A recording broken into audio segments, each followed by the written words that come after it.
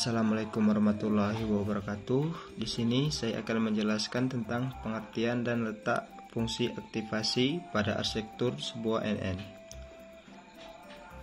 Fungsi aktivasi merupakan fungsi yang digunakan pada jaringan saraf untuk mengaktifkan atau tidak mengaktifkan neuron. Karakteristik yang harus dimiliki oleh fungsi aktivasi jaringan yaitu perambatan balik antara lain harus kontinu, terdiferensialkan, dan tidak menurun secara lebih lanjut. Untuk efisiensi komputasi, turunan fungsi tersebut mudah didapat dan nilai turunannya dapat dinyatakan dengan fungsi aktivasi itu sendiri. Fungsi aktivasi yang dianalisis adalah sigmoid biner dan sigmoid bipolar.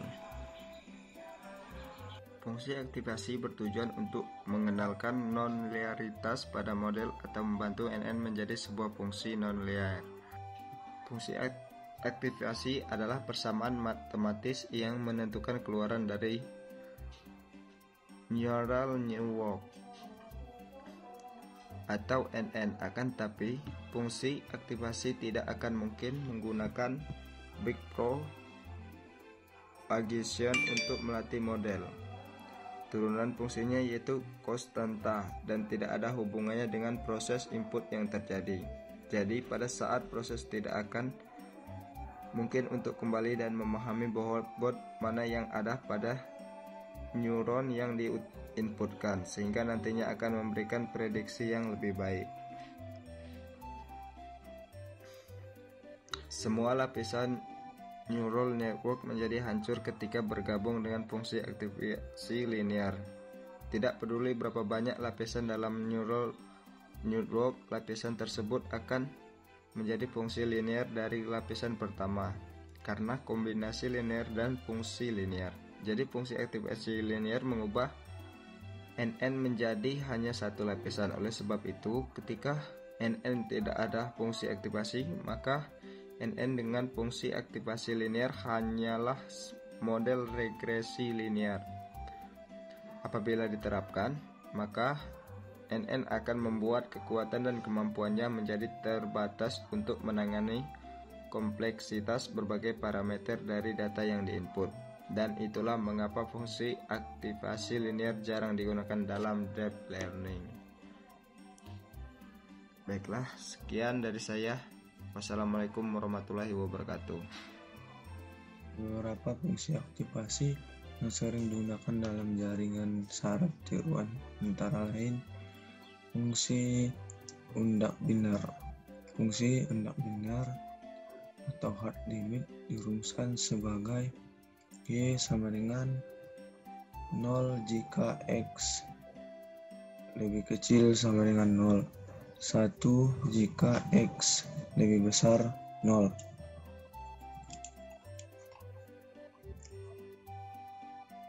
Fungsi bipolar. Fungsi systematic hard limit dirumuskan sebagai berikut. Y sama dengan 1 jika X lebih besar 0. 0 jika X sama dengan 0. Min 1 jika X lebih kecil 0. Fungsi linear. Fungsi linear memiliki nilai output yang sama dengan nilai inputnya. Fungsi linear dirumuskan sebagai berikut. Y sama dengan X. Fungsi sigmoid biner. Fungsi sigmoid biner dirumuskan sebagai Y sama dengan Fx sama dengan 1 per 1 plus E pangkat min sigma X, dengan Fx sama dengan sigma Fx 1 min Fx. Fungsi sigmoid bipolar. Fungsi sigmoid bipolar dirumuskan sebagai berikut. Y sama dengan Fx sama dengan 1 min E pangkat min X per 1 plus E pangkat min X, dengan fx sama dengan sigma per 2 1 plus fx 1 min fx. Dan kapan masing-masing fungsi aktivasi digunakan? Fungsi undek biner.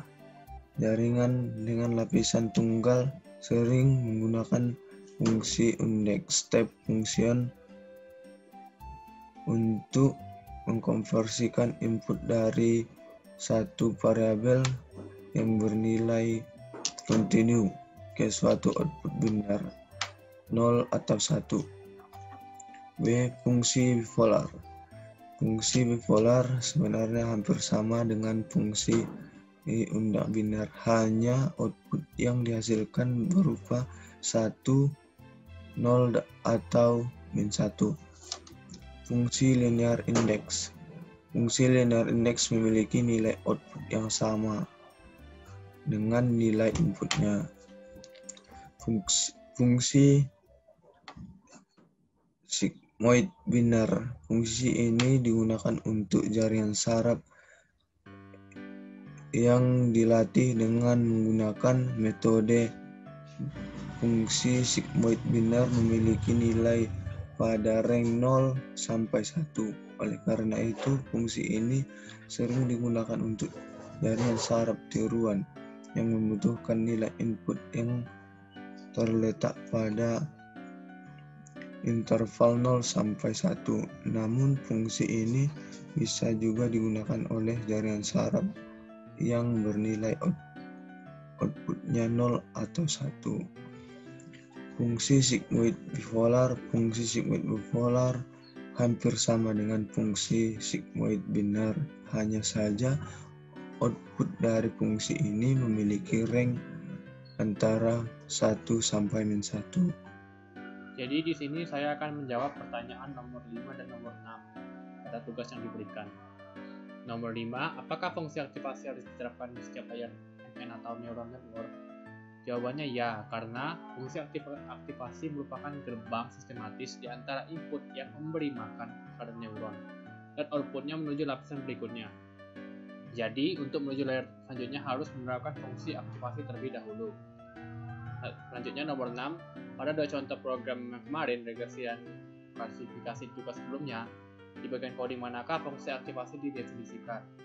Jawabannya yaitu yang pertama pada klasifikasi pada bagian build the TF keras dan sequential model by stacking layers, yaitu pada codingan seperti gambar, seperti dapat dilihat pada layar.